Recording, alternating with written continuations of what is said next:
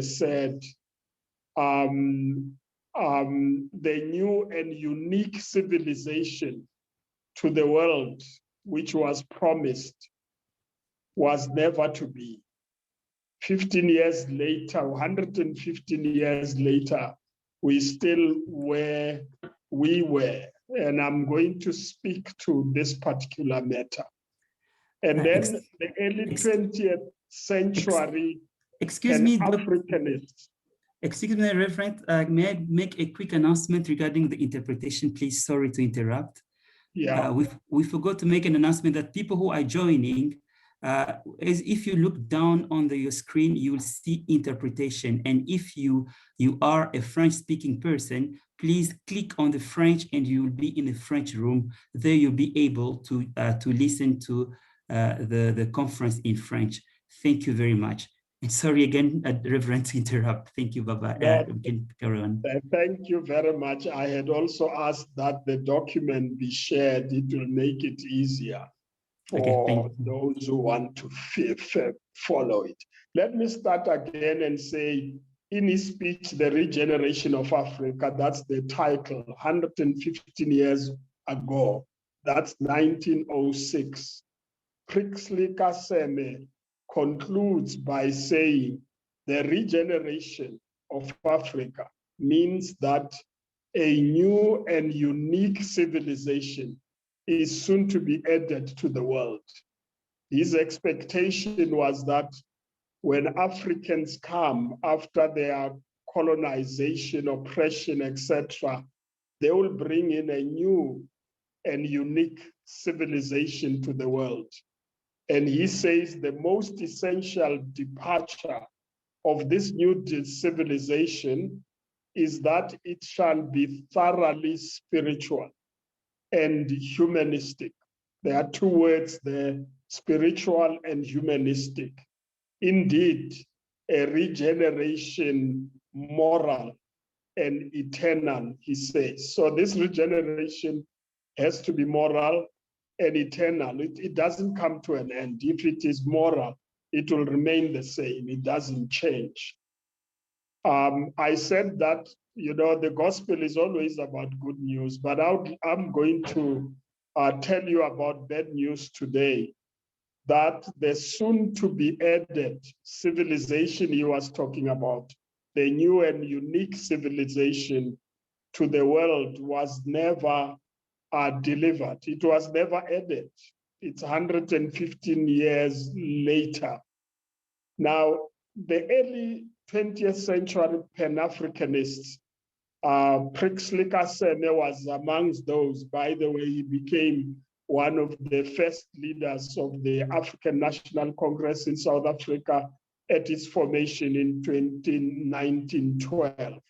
He was part of that generation. Charlotte Maxeke, one of the only women during that time, W.E.B. Du Bois, Marcus Garvey, and various other leaders.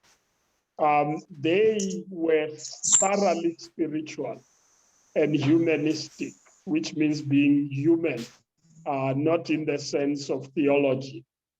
They indeed pursued a regeneration, moral and eternal. But the reality is that that which they were committed to never got achieved. In 1945, at the Manchester Conference, Pan-African Conference, which was very critical after World War II, which really gave the energy for independent countries on the African continent. The same could be said about them as well. I mean, they were really committed, very spiritual, committed to a moral regeneration and change on the African continent. Amongst them were Kwame Nkrumah, Mnandi Azikiwe of Nigeria, Jomo Kenyatta of Kenya, Len Johnson from England, Du Bois, African American, George Batmore, West Indies. I'm just giving you a picture of the people who were there, who were committed to this cause. And the first generation of African leaders after independence of one country after another. Kwame Nkrumah was the first, 1957, Julius Nyerere, Tanzania, Patrice Lumumba, the DRC, Jomo Kenyatta, Kenya, Kenneth Kaunda, Zambia, and Robert Mugabe. They started well, and they were committed to these values of justice, reconciliation, just systems which are based on morality, spirituality of a high level, and humanity. But you know, that first generation, the first of them were killed. I mean, Lumumba, for instance, was not given a chance. He was assassinated immediately. There were coup d'etats in a number of those countries that were affected, and you would know about that history, which I don't need to get into at the present moment. But all of them started well, were committed to what actually they stood for and struggled for. And I must say that for 64 years of African leadership on the continent, many made gallant efforts but did not succeed. Some of them succeeded, but the gains were reversed. Others were just made in the image of the colonialists. I mean, they just became oppressors like they are colonialists. They become repressive. They killed people. They did coups. Then there is another generation that people who just became proxies of their colonial masters or agents of those particular countries. So in a sense, what we planned to achieve, led by people who were quite interestingly, most of them came from missionary institutions, went to study outside the country, committed to what we were talking about. But as we know, not much was achieved of what they talked about. And then there's a generation that came later in the 60s, 70s, 80s, and 90s, starting from Cheikh Anta Diop. I mean, Diop is the real, associated with African Renaissance generation. And I would start from him to count up to Thabo Mbeki in the 1990s to 2008. They made a huge effort to really change Africa, renew the leadership, the way they governed, the way in which they related to the constituencies, the people, change the economic conditions of the people, silence the guns so that there would be no wars on the African continent. As you know, the history will tell you that Mbeki, in the adoption of our new constitution in 1996, he made that extraordinary speech, "I am an African." And I just want to say to you that when you go to Krixley Kaseme, you will find actually that he used the same expression, "I am an African," and talks about what Africa needs to be like. And so I was there in government at that time. You know, I had this document which ended up being NEPAD. We went to Algeria, we went to Nigeria, we went to Togo to meet the leaders of the OAU, which became the AU later, and got that policy position adopted by all African countries to change the way in which we lead. And then, of course, there was the APRM, you know, the peer review mechanism which came out of it. We then launched the OAU, which was launched in South Africa, and I was there. Mbeki hosted it. And then the Constitutive Act of the AU makes provision for the 6th region of the AU, which is for the African diaspora. to make them part of this vision of Africa. They made a huge effort to turn things around. But I must say that even that is struggling to make its way through the system, to change the way in which African leaders lead their countries. And I'm using the political leaders, but it could be business, it could be church, it could be any other. African leaders, and this is my submission to you for this session, African leaders must add to the world the new unique civilization that Prixley Kaseme talked about. Today we call it Ubuntu, that we needed to introduce a new civilization, a new understanding of reality. I've served in government. It's a horror story about what governments can do and the injustices that they would commit against people. It's just unbelievable. I've been in that environment where you have access to intelligence about what heads of states do and countries. Unfortunately, that's classified world. But I mean, the world can do terrible things, and there's a lot of lying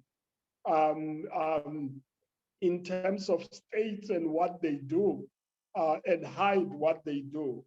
And that's why you can never achieve justice in the world.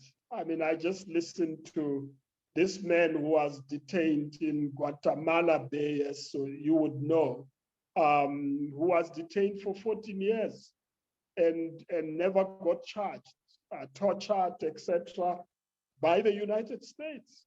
And nobody makes any noise about it because the world's moral perspective is blunted. And so we need to go back to what Prixley was talking about.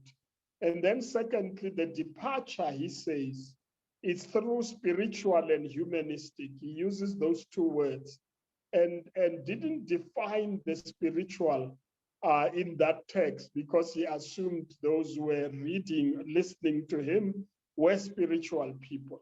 But there is a particular level of spirituality that will make a leader to be different. There must be a differentiator between a leader who's committed to serving people, who is committed to a high level of spirituality, which requires you to do justice at all times. That is God's justice. So he says it must be thoroughly spiritual. I couldn't believe it when I read it again. And he says the regeneration must be moral and eternal. When you are sticking to the truth, it does not change.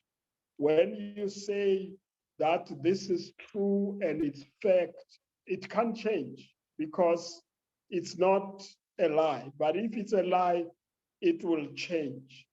So I want to make a submission to this session just as a basis of our conversation.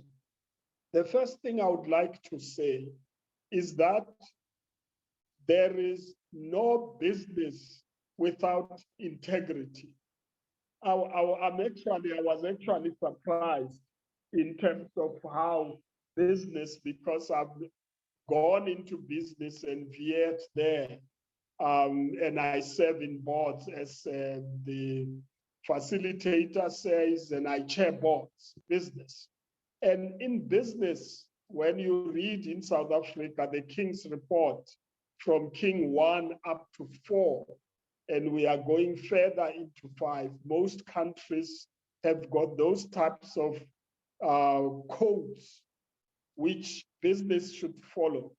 For instance, they will say that you can't do business with people who have no integrity. And this is where the integrity of your theme comes in.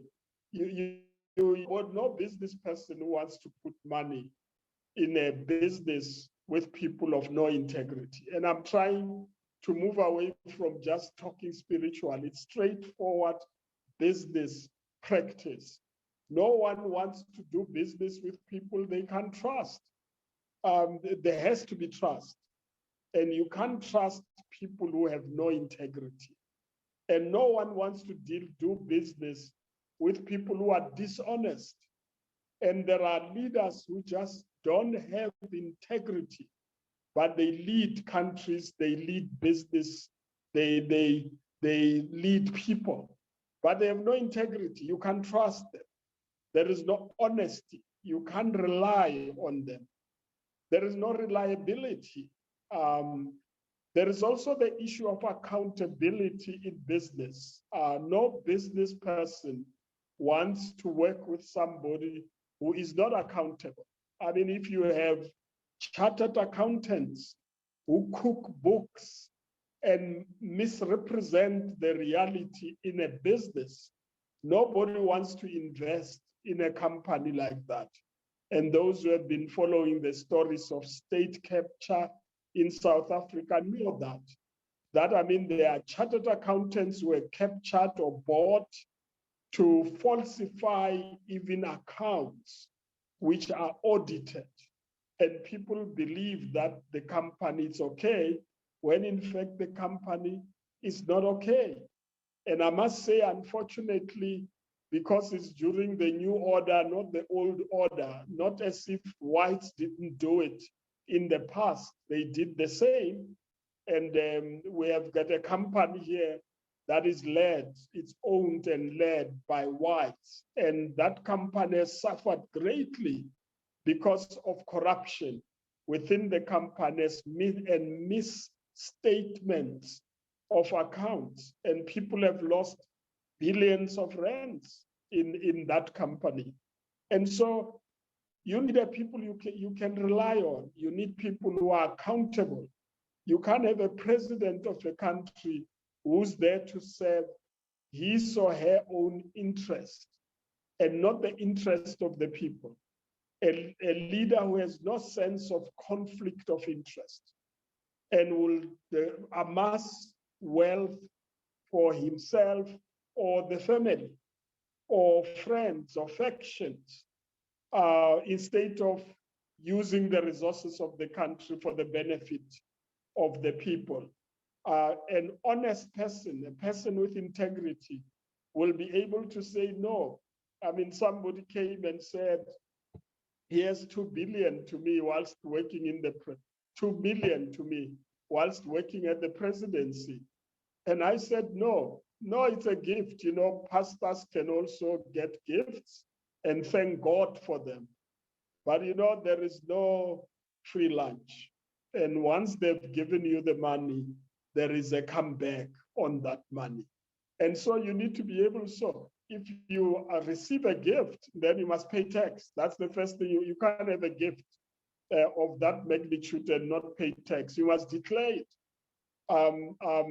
so that no one can actually come back to you. There is also the responsibility that goes with it. And all these things, I can go on and on and on. I cannot have a leader who is not reliable. Some of them would say, no, but I've got my private life. So my private life has nothing to do with my public life.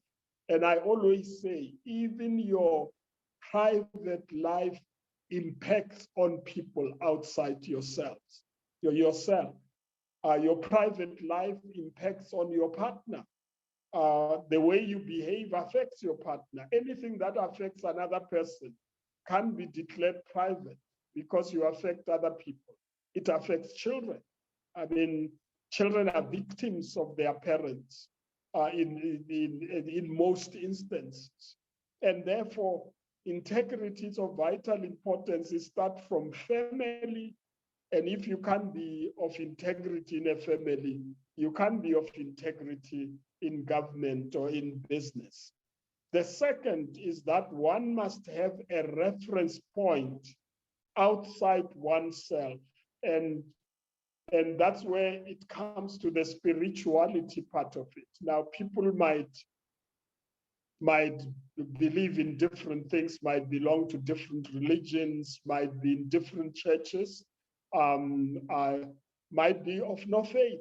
Actually, when the Communist Party and the ANC were unbanned, I was General Secretary of the Council of Churches, and the leader of the Communist Party, Mr. Slovo, visited me at home, and we spent 2 hours, leader of the Council of Churches and a leader of the Communist Party. And we talked about reality, about my faith and his belief, the beliefs. And we had to agree on a number of things, actually, and I don't want to spend more time about that. But we had to say, I mean, communists killed many people in the world, but Christians also killed many people in the world in the name of their faith. The Crusades killed lots of people. And so we had to confess. Our relationship was confess first that Christians have done terrible things as much as communists have done terrible things. And so what do? We need to actually move beyond self-interest, even religious interests or social economic interests, and not use them to kill other people, but we need to use them to change society, to be just, to respect each other's faith, to respect people who believe differently, and work for God's justice. And God's justice is no respecter of people. Doesn't work on the basis of color or tribe or ethnic group. It doesn't work on the basis of one nation against another. I need to wish Botswana as much peace and justice as I should wish myself. There is this text about you're going to be here for 70 years or so. Please live in this city and live in a way that will make peace for everybody. And so we must have a reference point. And I've said to my colleagues here in South Africa and in government, I've got a reference point outside myself. And if you have a God you believe in, you've got a reference point outside yourself. When everything fails about you, morally and otherwise, the reference to God is the only way that can guide you. And I always ask the question, firstly, do unto others as you would that they do unto you. And I'm happy that they've taken it now as an expression that is used in business, in training, rather than a biblical text only. It says, do unto others as you would they do unto you. Don't do to the Botswana or the Mozambicans in a way that you don't want them to do to you.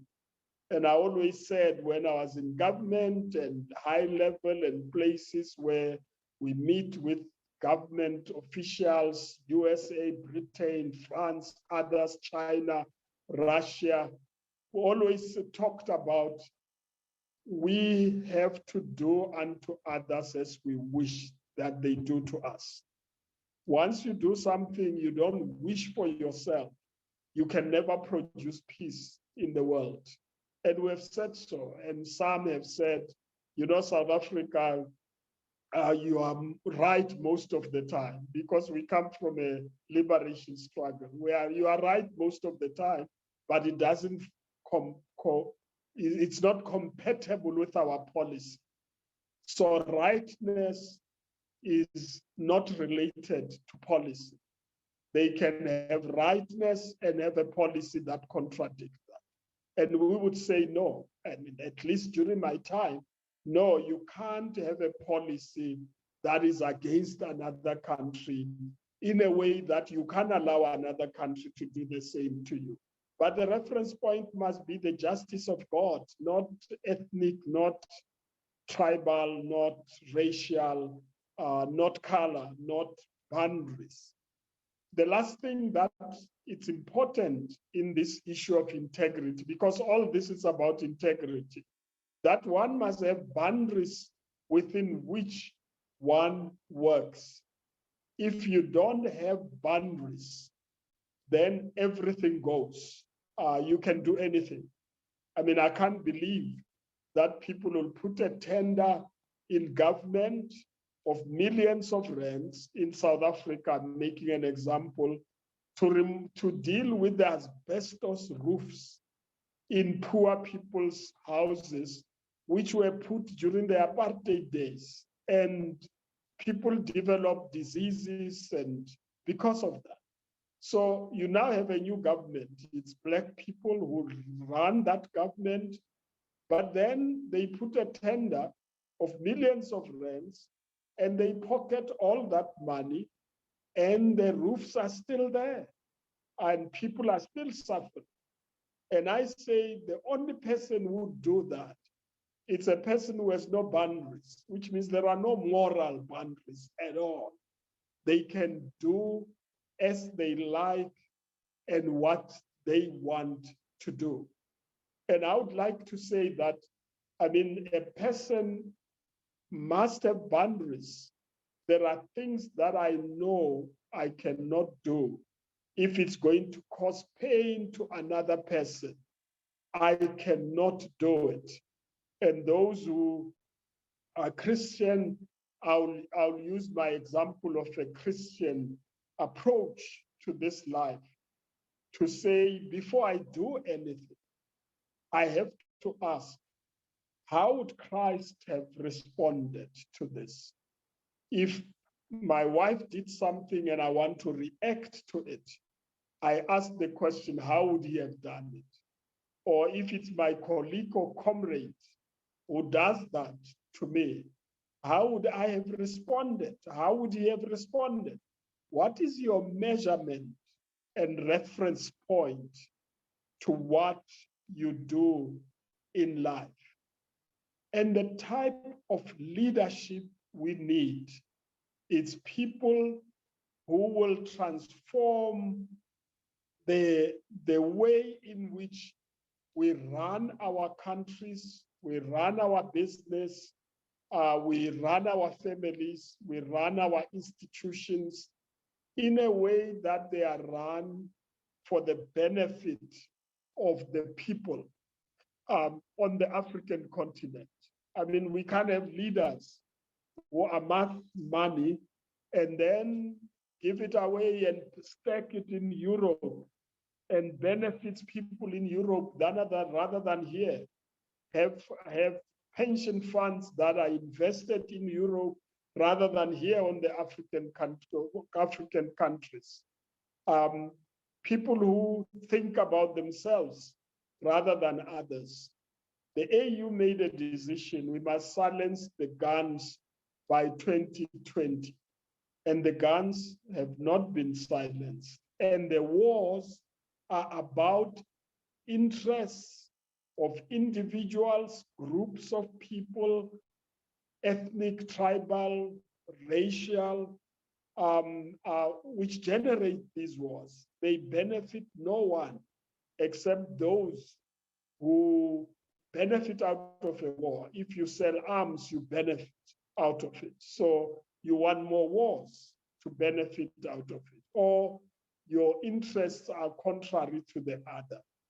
We need an Africa, and I go back to the reality of the Pricksley Kaseme and the African Renaissance generation of leaders. We want a renewed African continent. For us to do that, we need a renewed set of leaders. And to do that, you have to go 4 times deep in a country.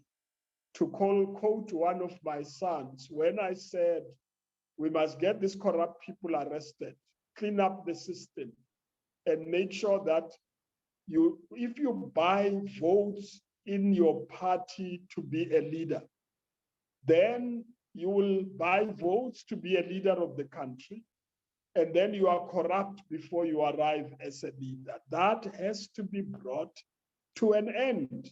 But my son said to me, you know, Dad, there are 4 layers of people before the one you are looking at. I mean, behind the one you are looking at. All of them are on the queue. They want to also benefit. And if you deal with one, you must deal with the layer of 4 people who are coming after them. And it reminded me of one country, I won't mention the name, where ministers were there for 2 years and they go.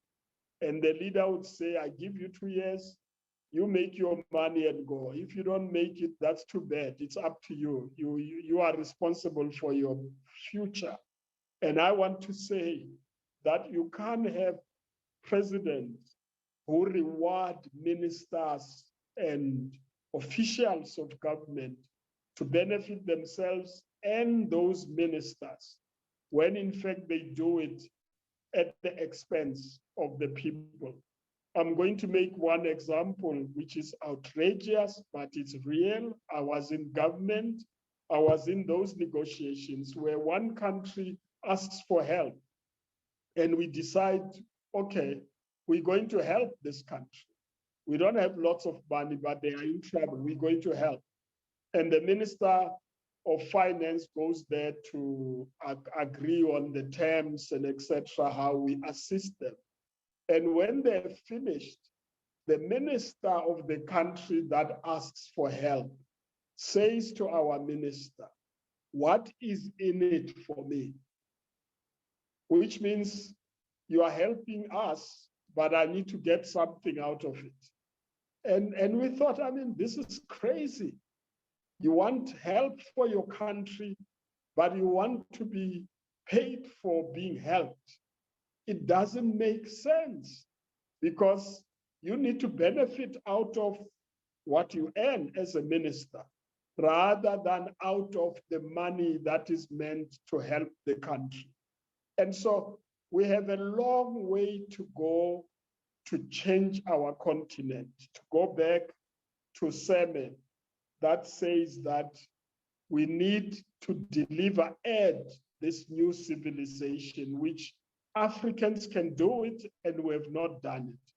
I want to end by quoting the last part of what Krixlika Seme ended. He said, "Oh, Africa, like some great sanctuary plant that shall bloom in ages hence, we watch thee in our dream.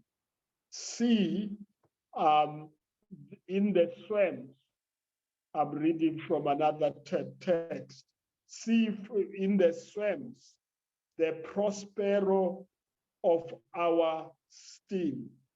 And he continues to present Africa in a way that should present itself to the world. And this is, for me, the challenge we have. He says, the doors unlocked where our knowledge in her tomb has lain innumerable years in bloom. Then shalt thou, walking with that morning gleam, shine as thy sister lends equal beam. It's a poetic end to that speech. I'll recommend that you Google it and read that speech. It is about Africa and what Africa should be. And I'm hoping that we can reach a stage as Africans where leaders are not bought to serve other interests other than the interests of the people, or serve the interests of other countries rather than the interests of their countries. I thank you.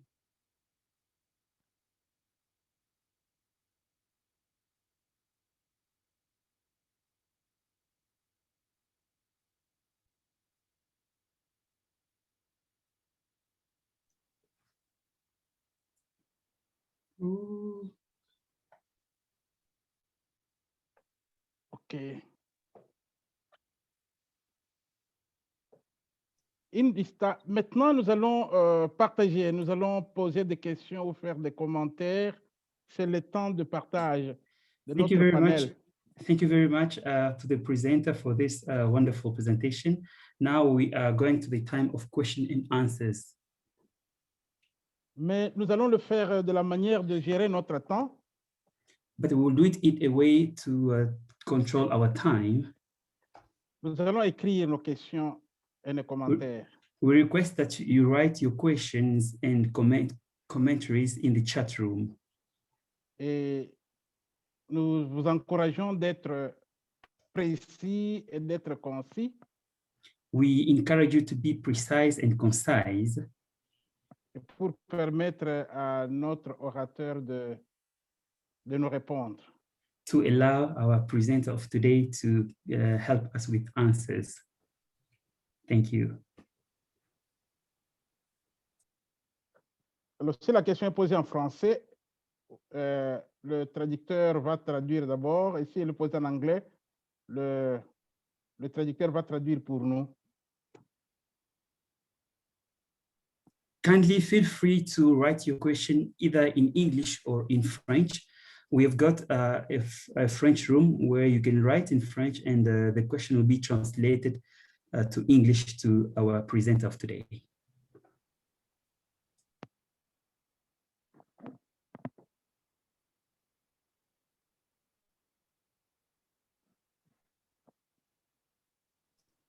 On peut répondre à cette première question, comment l'Église peut-il contribuer? Okay, Reverend, we've got a first question that is in French. I'm going to translate it into English. The question goes as follows. How can the church in Africa contribute to impact the world, whereas we still have corruption in the church? I'll repeat, how can the church in Africa contribute to impact the politics in the world, where we have corruption in the church in Africa? Yeah.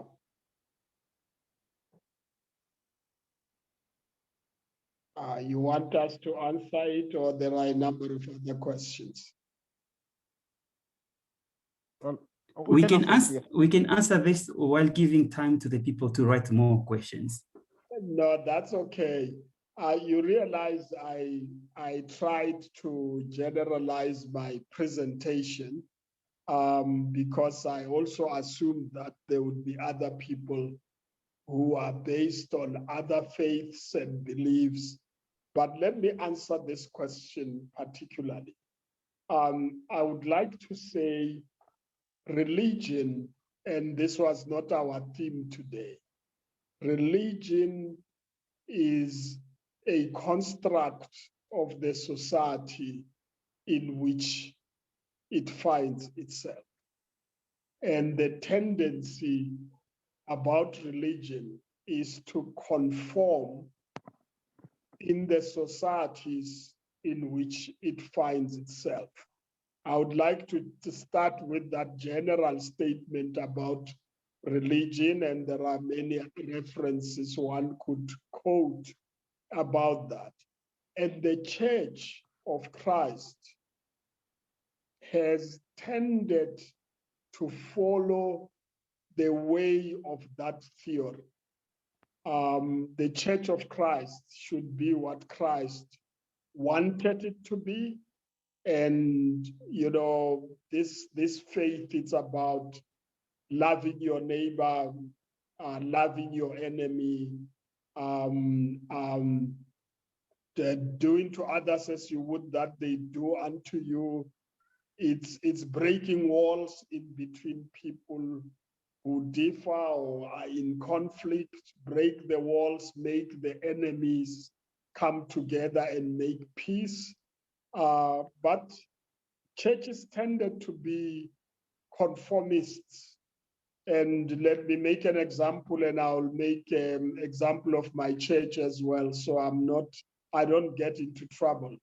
I mean, if you're a Catholic and historically, you would reflect what Rome and the empire looks like. If you're Anglican, you would reflect what England looked like. And if you're in Germany, the structure of the church changes because you are in Germany. In our situation in South Africa, the church is simply conformed with the apartheid system. And so when I grew up, even in the African churches, of course, they were divided into black, white, colored, Indian in the church. And in the English speaking, it was a little bit more refined, but the same, treated pastors differently, etc. My church in particular was just a perfect reflection of what apartheid looked like. It required us to take a stand, and it led me to being suspended for 9 years in my church for being involved in politics. And after 9 years, they reinstated me with an apology, and I became the leader of that church. So I'm just indicating that the church is not perfect, and at times it does not reflect its master. I think that's what I want to say quite clearly. And so I'm not surprised that you find church leaders who are corrupt themselves because they are not following their master, the Lord Jesus Christ. You can't be corrupt if you follow him and follow him on his footsteps. And so we have a mission to help the church. I'm dealing with a difficult issue now. I won't load it on you, but help the church to take a stand to be what the Lord wanted it to be. Live according to that gospel and be exemplary to the world. And when I worked in the presidency, I didn't have to tell them I'm a Christian and carry a Bible and preach to them every day. But they looked at your life, and your life preaches better than what you can preach in a sermon. And so we need a radical change in the church on the African continent, like all the churches in the world, to be able to make a difference. You can't be like the world and be able to make peace. In most places where there are conflicts, the church is also involved in those conflicts. In fact, when we go to do peace, I'm moderator of the Church's Commission on International Affairs of the World Council. I go to the world, in Iraq, in Colombia, African countries, etc.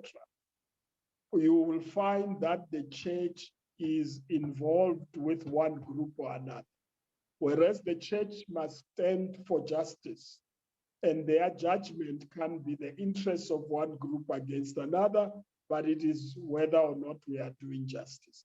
And I could speak the whole time, but the church can be a horror story on its own, because when you read my book, No Life of My Own, you will find in that book that when I was detained, being against the apartheid system, a deacon of my church supervised my torture, and he believed he was doing God's work. So I'm scared of religious people who get it wrong, because if they get it wrong, they will kill you in the name of their God. And I always say, you can't kill people in the name of my God. My God is not like that. And I think that's what we need to do as far as the church is concerned. Thank you. Thank you very much. We have some questions, somewhat in English. We can just read it, and the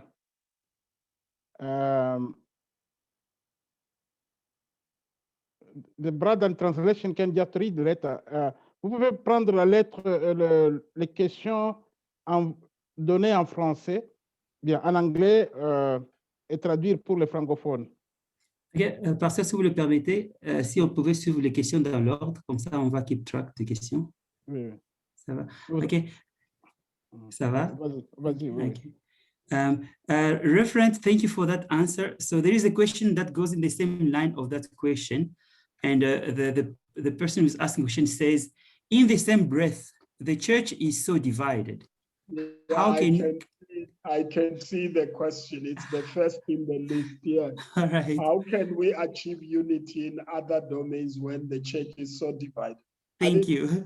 That's the point I am making, actually. I'm saying we need to be like Christ. The divisions don't help us at all. In fact, when you go to the politicians and talk unity, you know, we deal with that in South Africa and various other jurisdictions. They say, well, I mean, why don't you remove the lock in your eye first before you come to us? You also hate each other as churches. And I keep on saying to the churches, I come from a conservative Pentecostal. By the way, my lovely church changed radically over time from my detentions and torture to where we are today. So I don't want you to think my church is still where it was. But indeed, I mean, the divisions were within the church. If you are an apartheid structured church, how will people believe you? So I used to say, when I go to preach, I must confess the racism in my church first before I preach the sermon. And that became part of the problem in my church. So we are divided, but we have found a way, which is the ecumenical route, where you are able to work together in the Evangelical Alliance, where different evangelical churches come together, Pentecostals, charismatics, and between the World Council of Churches and the Vatican, for instance. I mean, as church moderator of the Churches Commission, I was in the Central Committee where we celebrated 70 years of the WCC. And for the first time after many years, the Pope came to the headquarters of the World Council. It was unheard of, Pope Francis. And so I think it's of vital importance, although these structures are now part of our history, we need to be able to live beyond those structures and make sure that we are able to represent to the world unity that is based on justice. Another one says, we would like to do, unfortunately, more people may request to do so. That's not a question. I'm looking for the other questions that are in English, sir. There is a comment about considering that you've seen this issue on our continent for several decades. What gives you the belief that there can be will to improve? Further, in the years you've been active in government, have you seen an improvement on the continent? It seems that it's getting worse from 80s, 90s. And, you know, I mean, I can start from South Africa. We had a Mandela. We had an extraordinary start. We were exemplary to many people in the world. And 10 years ago, there was a turn of events, and we went the negative way. I don't want to say South and North, Chair, Facilitator, Doctor. I don't like the North and South because it looks like it's South that's always wrong. But you know, it's the negative way where people become corrupted and then loot the resources of the state. That's why we have got the State Capture Commission, which many countries don't have. We're dealing with that reality. It has put us in a situation where the former president, for instance, defies the Constitutional Court and the Commission. And that's what kept me busy this morning and couldn't send you the text on time. What you require, the evil will always be there. What you require is people who stand on the truth at all times, who are ready to risk their lives and say to those who in government, you cannot do what you are doing. Like the Council of Churches here in South Africa yesterday, which made a call that the former president has no right to live above the law, and that he can mobilize people to act as militia who are armed and act outside the boundaries of our constitution. It can't be allowed. And so you need people to take a stand and make sure that we don't end up where most African countries are. Not that other countries are not corrupt. When I did my study on governance at the Kennedy School of Government, there are 3 examples of African countries, and I was angry to say, you can't do that. Why is it 3 examples from Africa, not Europe, USA? And this professor said to me, corruption among the poor affects them more than corruption among the rich. And so we need to stop it. We can't allow it because corruption destroys government. Then the other question says, doesn't the current atmosphere of corruption, as mentioned, and lack of integrity create a stumbling block for the youth? This morning, I dealt in one of the meetings that my son is saying, Dad, this problem you are facing is of old people. Please sort it out because we want to come and build a new country. We don't want to carry this history. And that's why I said this morning, we have a responsibility as citizens to make sure this is done so that the youth can be able to learn from the good things that, those who came before them are doing. And so we need to be exemplary to the young people. And the example we have said, it's not good at all. If you have to do business and you must bribe people, then people learn to live in that. If you run a government and you must bribe people, people then live in that. And they think it's the right thing to do. And we need to say, no, no, no, that's not the right thing to do. I think I've looked at the English, the questions done in English. I think we should do the ones done in French.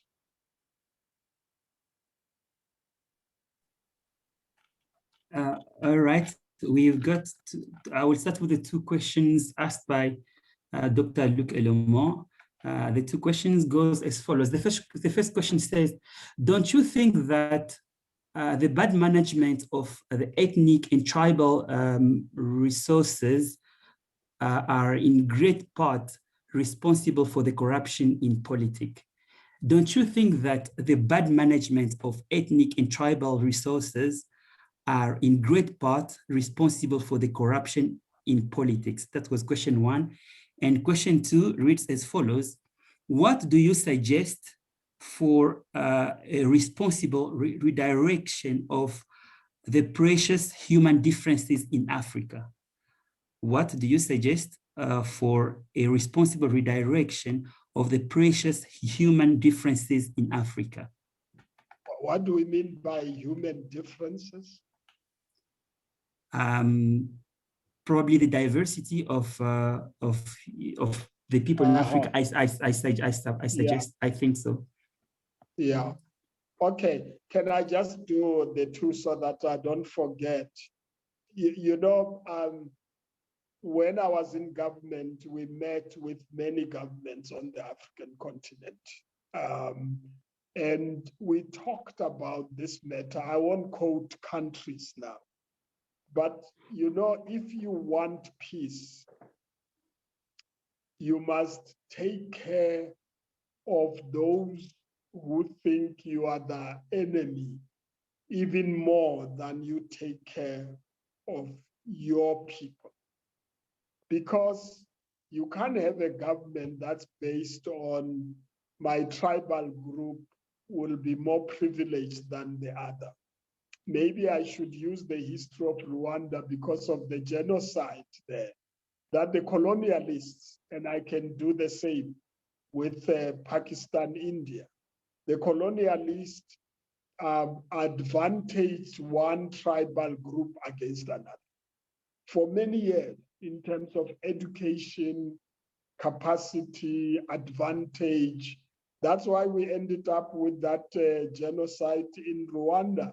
That genocide had nothing to do with the Rwandans of that generation, but it came many years because I got involved. We had to engage with the Rwandans. We had, intellectuals, professors were killed. We had to even work out how we help the universities to be brought back again. And so you can't treat people differently. Immediately you do that, you actually are planting the source for conflict into the future. You can't benefit your children or your family than other families. And by the way, my family, there are members of my family who were unhappy about it because I was in government, but it didn't benefit them. And my approach was, you will benefit the way in which any other South African will benefit. It can't be for you specially, because once I do that, then it falls within the corruption stakes. Not that I can't help, I can help, but I can't do it using state finances. I can use my pocket, my money. And so these differences should actually, you refer to human differences. The differences should not make a difference. If I come to my faith base of this conversation, there shall be no Jew or Gentile. All will be equal before God, and the walls of separation will be broken down. I should not think of the Zulu-speaking people in a different way than I think of the Mapulani, to which I belong historically. And I can't treat the Tsonga-speaking people in South Africa different from the Sotho-speaking people. Every South African is equal before the law. We serve them equally. And in one country, the poor part of the country was of another religious interest. And we said to them, go out of your way and offer services more to the poorer people because they need it. Their religion shouldn't matter. What matters is that they are poorer and they need help. So that's my attitude. I think we have a long way to go. These tribal differences, ethnic differences, languages, in South Africa, for instance, were used by the oppressors to divide us. And the African National Congress, which is the oldest liberation movement on the continent, was formed around that matter, that we refuse to be structured in a way that we different tribal groups speaking different languages. We'll keep our languages, we'll keep our culture, but we can't be used, that can be used to divide us. It's a divide and rule. And the African continent has remained with that burden forever, and it torments us like a demon amongst us. And I think we should cross the bridge. We are not saying abandon your culture, language, and your way of living, but it can be used against other people's interests. I think I've done the two questions. Thank you.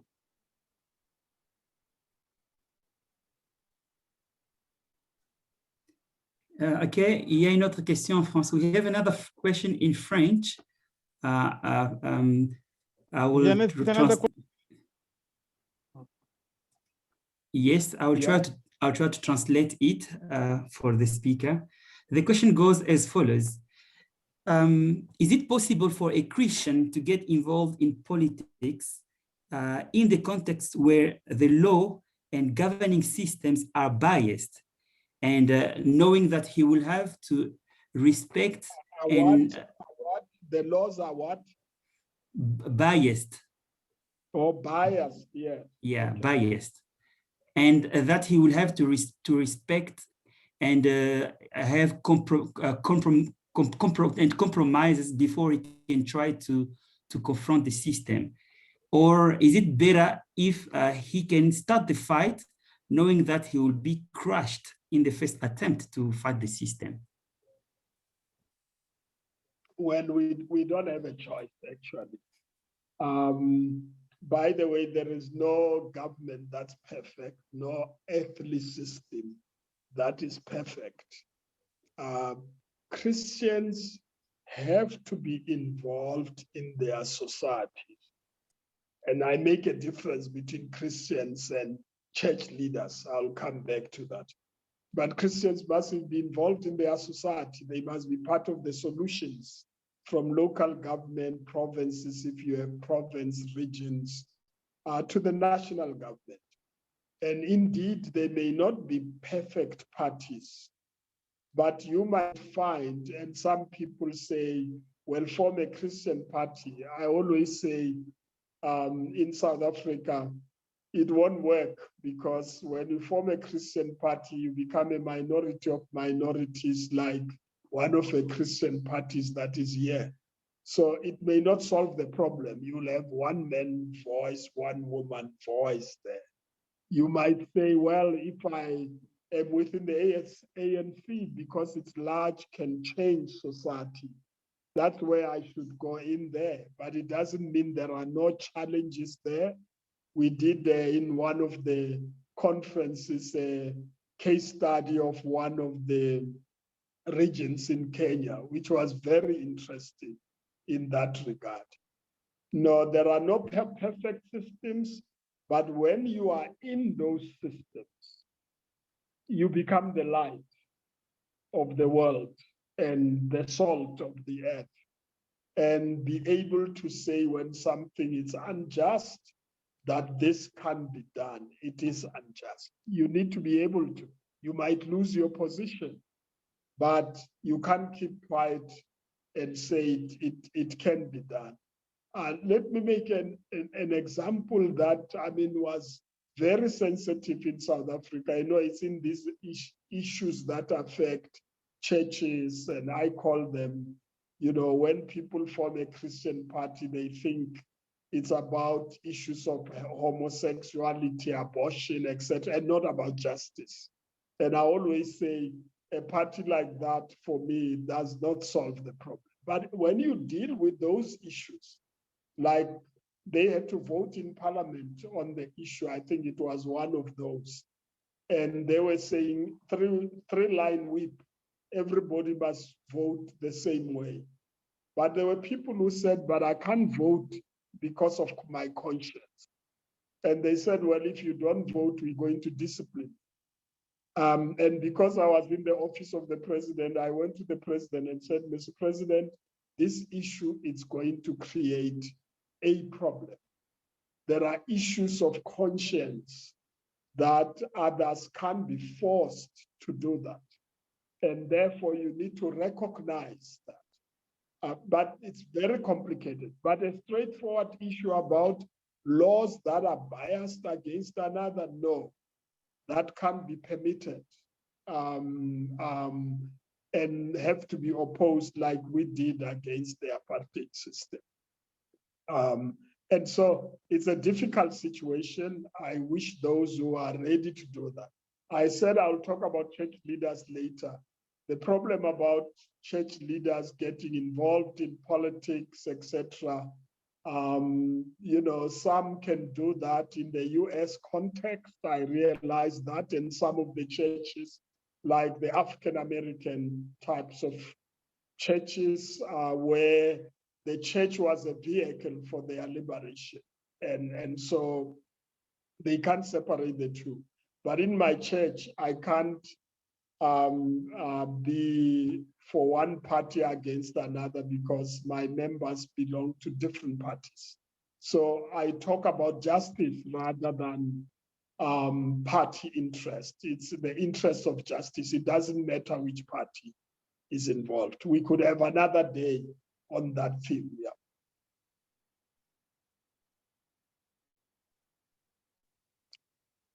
There's a question about from Victor Manyin.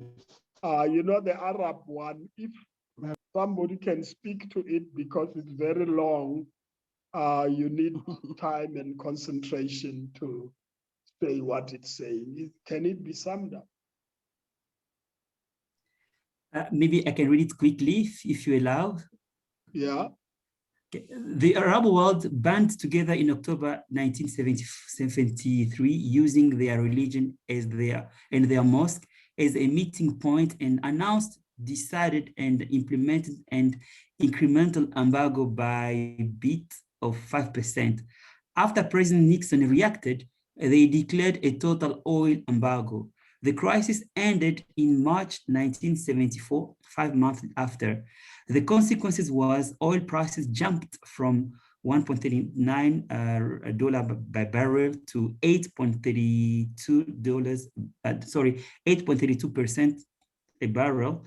Saudi Arabia became rich and was economically transformed. How does Africa strategize to unite, although we have different faiths, yet a common faith? How can we synergize, act in unison to get what we deserve from cocoa, coltan, uranium, and the like? Yeah, I can see that. I mean, the operative part of this question is that those who did it in the Arab world were of the same faith, and therefore it was easy for them to do that. But you see, this is what our African Renaissance was about. I was directly involved in that. We need the African countries to renew themselves so that they don't operate on the basis of a particular religion and kill each other because of a religion, but look at their religion from a progressive perspective. If you say, do unto others as you would that they do unto you. And I fight with Christians in South Africa, where Muslims were discriminated against during the apartheid days, and Christians were favored by a particular brand of Christianity, not all the Christians. And when we became free, I said, well, we need to treat Muslims the same as we treat Christians. We are the majority here, about 80% Christian, but we can't treat minorities differently from ourselves. They must have the same rights, etc., as long as if the rights don't violate the rights of others. I mean, this is the issue about balance of rights. So we as Africans have to go beyond the divisions and fragmentation which was occasioned by the colonial system, and speak in one voice. And we can do that. I mean, I always think of West Africa. You can see the countries in West Africa. They were chopped like a loaf of bread in Berlin, 1845, I don't remember the date now, 85. But I mean, the partitioning of Africa was like a piece of bread. They just chopped and said, this piece is mine, that piece is mine. Some of the countries are not really viable in terms of carrying all the cost on the armies, and we've got multiple armies. And so we need to think beyond that. The AU, OAU said, let's not touch the boundaries, they will create more conflict. But we can work together across the branches. That's why the free trade agreement, and there's going to be a passport for all Africans. to move around freely on the African continent. There's going to be the type of management of policies that will benefit all of Africans. We can do it. It's more complex when you are worrying what is the English word to use in a plural society. It's more difficult than in a society where it's homogeneous. But the United States, it's a mixture of all sorts of people who came from different places. There's no one group of people that can say, we are the United States, we are United States citizens. There are Germans there, there are Italians, there are Africans, there are Latin Americans, but they still operate as a United States. And I think we can do it. I should not go beyond this because I don't want to talk too much about South Africa, but we had reached a stage, if you remember, after the African Renaissance, we broke into the G8. It was G7 and G8. And we made sure that when the G8 met, there were people from the developing countries who were meeting and interacting with them. And it changed the way we related with the powerful countries. And then even our relationship with bilateral with the United States, Russia, China. I remember the president of China saying to President Mbeki, there's critique about China in terms of how it relates to our African countries. Tell us what to do. What should we change? And when people reach that stage, you know that you've gone to a level where you've got influence about what should happen in Africa. But if we remain divided, they're going to play the games around us. Marvelous. There is another question for a finish.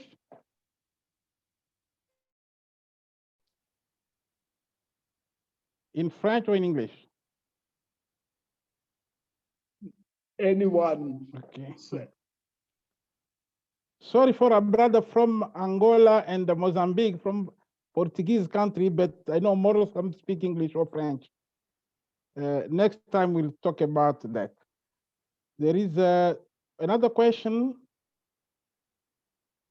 or comment before we finish.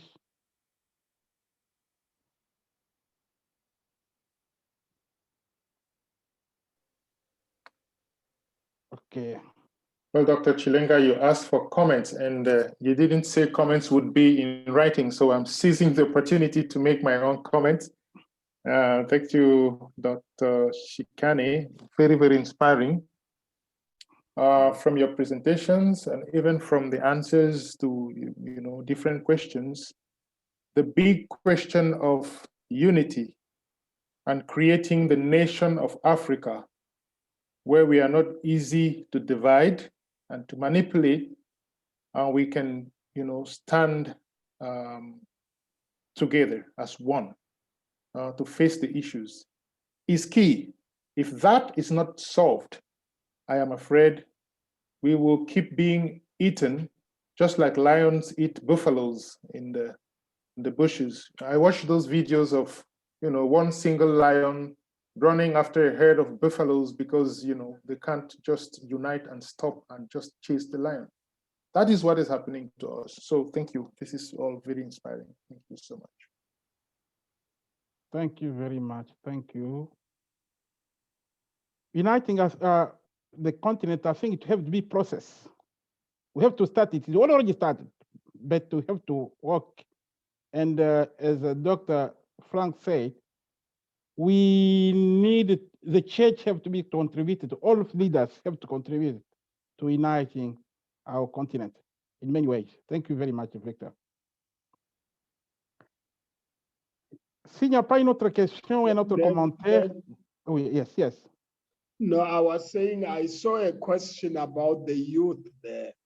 Okay. They might think we didn't deal with their question. Okay. Yeah, leadership is surely a crisis in the African continent and many spheres of government and private sectors. What is your perspective on the current youth development when it comes to being ready for tomorrow leadership?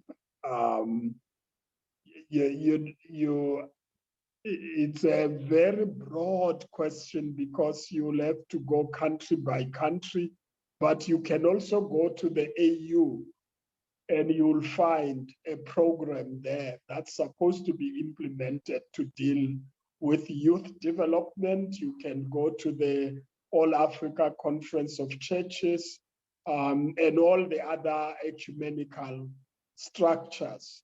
But what we need is an educational system that will prepare young people on the continent to take over and redefine the future. Please go back to the Prixley Kaseme speech because it deals with this issue about Africans at that time who were studying in Germany, Britain, USA, who should go back to their countries and cause a change in those countries. During that time, of course, those countries were colonized. But we're not colonized now, but the challenges are huge and they are occasioned by leadership that is not about the people, but about themselves or those who govern on behalf of others.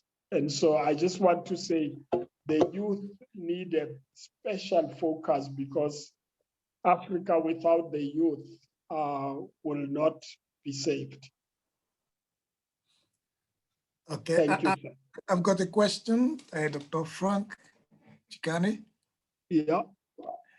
Yeah, I don't know if in 1 minute you can tell us what have been your main challenges in government in terms of applying integrity. In terms of applying integrity. Can you repeat the question? Repeat the question again. I was reading another question as you were. Yeah, I was saying, according to your experience in government, what have been your main a Christian political leader? Yeah, well, firstly, is to be incorruptible. That's the first thing, because the temptations are so huge and the money comes in millions. You should be able, like I made the example, I didn't have time to go to the details, but on that 2 million rands that somebody promised me standing in the office of the president, I said no to it, and it was meant to help me. There's no time about that. But I went back home and told my wife, I've just said no to 2 million rands, you know. but you need to be firm. And when people begin to know your position, then they know they can never try. For 2 years, my first 2 years in the president's office, there were lots of crooked people who came to my office as the director general to try to get favors, corrupt ones, tenders, and I send them in the right place. And just to make an example, somebody says, I want to talk to the president. I have so many millions. I want to donate to the party, but I want the following. I said to this person from Europe, here's the address of the party. You can go there and donate money, but it can't be related to what you want in government. The two can't be linked up, because in terms of our law, that becomes corruption. And some would come and say, we want to do solar or clean energy project. but then they then say, but your regulatory framework is not favorable. And they compared South Africa with another African country. And they came from Britain. I said, are these laws different from the ones in Britain? They said, no. I said, well, you can't do here what you can't do in Britain. You see, because then you take advantage of poor people and exploit them and risk their lives and security. And so there are challenges you meet. I'm talking about now with coming to you, but there are challenges within government itself, where the party would behave in a way that is not in compliance with my commitment of my faith. And I will say so. I served in the executive of that party for 10 years. And during that 10 years, I was able to stand in government and in the party meetings and say, you can't do the following. And it's fortunately in our situation, Dr. Chikane, you know that every president stands January 8 and condemns corruption. We are against corruption, They live there and go and do corruption. So, and I will say, no, you can't speak one thing and do another. So there are many challenges. I mean, some of them are more at the level of, classified information, but there are tough decisions to be made in government, and your integrity, once they know you, they respect. Chair, I know the time is gone, but there is that question about South Africa and xenophobia, which came late, and they shouldn't think that I ignored it. And I just want to say, I mean, this, you can trust South Africa, because South Africa does not believe in xenophobic activities, but they happen in any way, and mainly amongst the poor of the poorest. It's in poor areas most of the time. I mean, the top executives in South Africa, there are many from Zimbabwe and other places, and nothing happens to them. But it's more at a level of scramble for scarce resources with high levels of unemployment, and people take advantage of differences between people. What should be the relationship between a country and the rest of the continent? It should be a normal relationship. And I've said to people, assist us to deal with this problem, because the level of unemployment in South Africa has gone to 32%. That's huge. And we're not applying laws that are applied by other countries on the African continent about certain jobs that can be given to foreigners. I think we very open society, treat everybody equal, and so it gives birth to other challenges which we must deal with. We thought, because we're refugees, people will understand that. But the old generation were refugees. This new generation are not refugees. We're never refugees. So we have a big task, and I always ask my African brothers and sisters that you help us to deal with the problem, because you arrive there after it has happened, normally, rather than before. I'll stop there, sir, because I think there are more questions, and I'm sure it's beyond your time. Thank you very much, Dr. Frank. Thank you very much. As the people said, it was the richest, one of our richest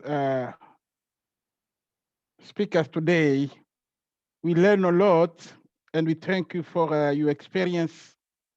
And I have also a question, but I cannot ask it now. I think we you live in among the politicians because you was prepared as Christian before get politics, but we'll talk about it another day. That means we'll come back to talk to us. We'll have a lot of questions to ask. Yes. Yeah. Okay. Thank you for the time. We know we are busy, man. We have a lot of things to do, but we make the time for us. Tomorrow we'll preach in church. I know it, and we give out this to give to your continent the time, and we experience. We are very rich for that. Thank you very much. God bless you again. And I wanted to talk to others. Mes frères et sœurs, oui, nous avons terminé. Nous voulons vraiment respecter les temps dans nos réunions. 1h30 est suffisant. Nous voulons tout simplement vous donner quelques annonces. Nous avons une rencontre entre la GOA et l'OPERAF par les hommes d'affaires ou ceux qui veulent devenir les hommes d'affaires. Et une formation qui va commencer le 25, le 26 et le 27. Nous vous prions, ceux qui sont dans n'importe quel pays qui veulent avoir, de nous contacter ou contacter leur coordinateur pour se faire inscrire. Et c'est payant. C'est $100. Oui. Brothers and sisters, we have got a few announcements to make at the end of our presentation of today. So the first announcement is regarding the AGOA and OPERAF partnership. There is a training that is happening toward the end of month of March, and it's for the business women and businessmen. So if you want to take part in the training, we encourage you to contact the representatives of OPERAF in your countries to sign in for the training. Et si vous ne connaissez pas le numéro de votre coordinateur, vous pouvez nous contacter au 27 83 52 40 320. 0027 83 52 40 320. Alors, par là, nous pouvons vous donner le numéro de votre coordinateur de votre pays. So the pastor was saying that the training will be $100 and we request that you contact your coordinators in the countries. And if you do not have the contact details of the OPERAF coordinator in your country, you are willing to contact Dr. Emmanuel Chileng on this number, +227 83 52 40 320. The number will be written in the chat group for you to record. Alors, le dernier, avant que nous terminons, c'est que nos rencontres sont mensuelles, dernier samedi du mois. The last announcement is to remind you that our panel of African leaders takes place every last Saturday of the month. Et le mois de mars sera le 27 mars. And for this month of March, our conference will be on the 27th of March. Et sera la même heure. It will be at the very same time. Nous vous enverrons l'invitation. We are going to send you the invitation. Merci tous d'être là, le leader africain. Thank you very much for taking part of this conference, you African leaders. C'est nous qui allons changer. We are the one who are going to change the C'est moi et toi. It is you and I. Prendre le main pour changer ce continent. To put our hands at work to change this continent. Que Dieu nous bénisse. May God bless you. Saluez vos familles, bon week-end. Have a blessed weekend and greetings to your respective families. Bye-bye. Amen. Thank you. Bye-bye. Thank you.